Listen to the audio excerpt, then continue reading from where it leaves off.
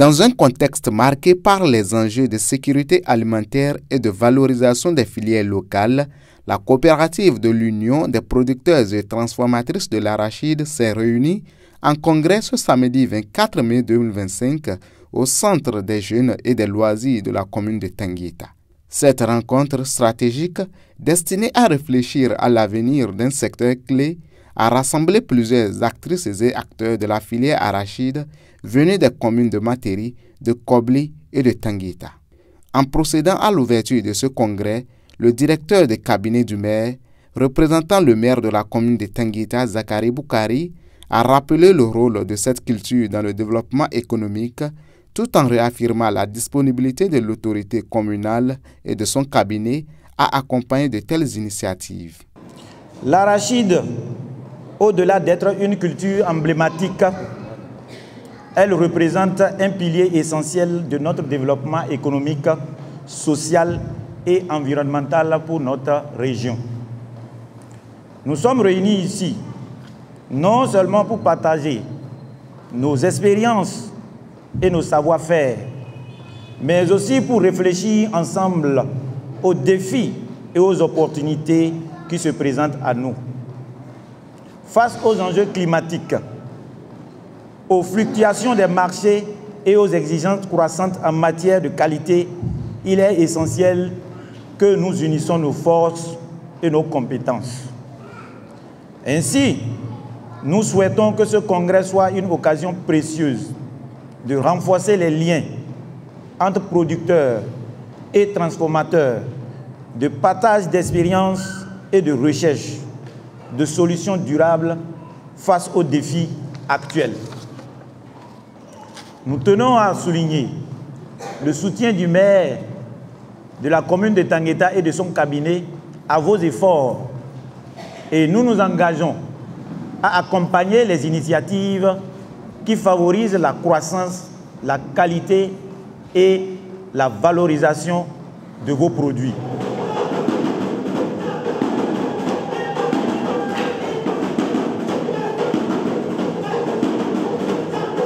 Au cours de ce rassemblement, plusieurs communications ont été présentées aux participants, notamment la vie associative, l'épanouissement de la femme à travers des activités génératrices de revenus, la cohésion sociale, la coproduction de la sécurité, les violences basées sur le genre et la célébration en différé de la fête des mères.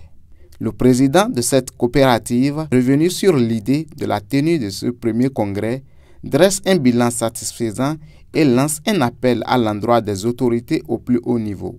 L'idée de ce premier congrès, c'est que nous étions individuels.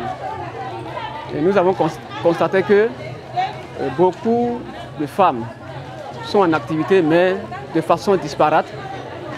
Et nous avons réussi à les regrouper en coopérative. On a mené beaucoup d'actions qui aujourd'hui nécessitent un point. Et c'est ça qui a motivé le congrès de ce jour. Je suis très ému parce qu'il n'était pas donné par avant qu'on pouvait réussir. Mais à voir tout ce qui se passe aujourd'hui, je peux dire que les objectifs sont atteints. Je voudrais vraiment profiter de cette occasion pour dire merci au président de la République, M. Patrice Talon, qui nous a ouvert les yeux, qui a permis aujourd'hui que nous, les populations à la base, on ne doit pas s'attendre à être recrutés dans des fonctions publiques. On peut déjà commencer par nous-mêmes à faire quelque chose.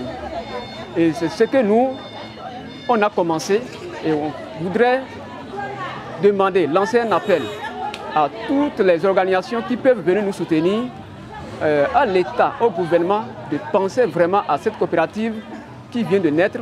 Le pays fait face aux attaques terroristes, surtout dans la partie nord. Les organisateurs ont mis un accent particulier sur un thème de communication, celui de la cohésion sociale. Le chef protocole du maire de la commune, présentateur de la dite communication, expose les éléments qui entrent en ligne de compte pour parler de la cohésion sociale. La cohésion sociale, c'est le fait que pour des règles que vous avez établies ensemble, que ces règles soient respectées par tous et appliquées à tous sans distinction, sans inégalité. Et je crois que c'est ça là qui peut promouvoir l'égalité, c'est-à-dire la cohésion sociale. C'est aussi le fait que pour un groupe, que les efforts que le groupe a eu à consentir, que les fruits de ces efforts-là soient partagés de façon équitable, sans distinction de race, ni de rang, ni de religion. C'est aussi le fait que pour mieux vivre ensemble, il faut que vous essayez d'éviter des conflits inutiles, que vous vous exprimez librement, que chacun se sente capable, que chacun se dit je suis également, je me sens quand même chez moi, je me sens ensemble, je me sens en sécurité, je me sens en paix, en harmonie avec mon entourage. Donc lorsque nous avons tous ces éléments réunis, en ce moment nous pouvons parler de la cohésion sociale.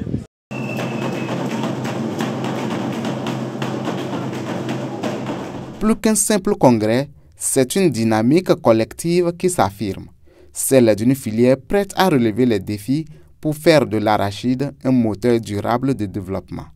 La fin des travaux a été sanctionnée par la remise des certificats aux participants par le groupe EWA Africa.